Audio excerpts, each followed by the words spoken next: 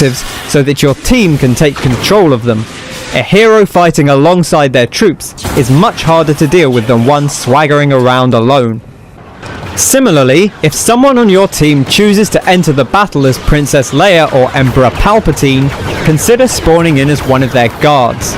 These special troops are more powerful than your average foot soldier and comes equipped with a rechargeable smart rocket and homing shot as well, making them potent companions to their legendary bosses.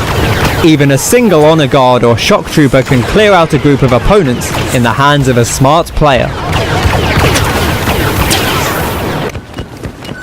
Hot tip number 5. Keep an eye on the radar, but don't just rely on it. The radar in the top left-hand corner is your friend. Be sure to peek at it frequently, as it'll quickly alert you to the direction of nearby enemies. Heroes are marked even more precisely as a dot, making it much simpler to keep track of where they are moving. By using the radar, you are much less likely to get caught out by enemies approaching from unusual directions.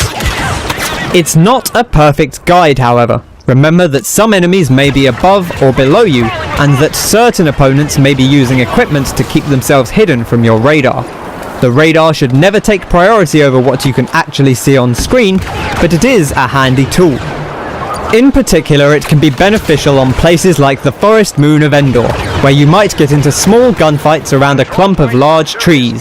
Tracking your opponent's movement can let you know which way they are attempting to approach from, and how close they are to your current position.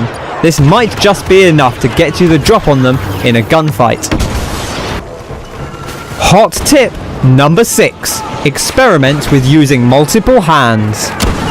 The equipment you take into battle can drastically alter the way you approach each encounter. If you load up with a thermal detonator and impact grenade, then you're probably looking to get up close and personal with your foes and dominate short-range gunfights, so bring a gun that excels for that situation. However, if you prefer to fight at a distance, then perhaps you'd find more luck using the pulse cannon or cycler rifle alongside a jump pack to get you to the high ground quickly or escape from a hairy situation. Remember that you can bring 2 hands with you into a match, so don't just pick the same things on both. It's a good idea to leave yourself options. If you're heading into a match of Walker Assault on the Rebel side, how about one hand with a jetpack, personal shield and impact grenade for capturing the points, and a second hand packed with all manner of iron weaponry to deal maximum damage to the AT-ATs while they are vulnerable.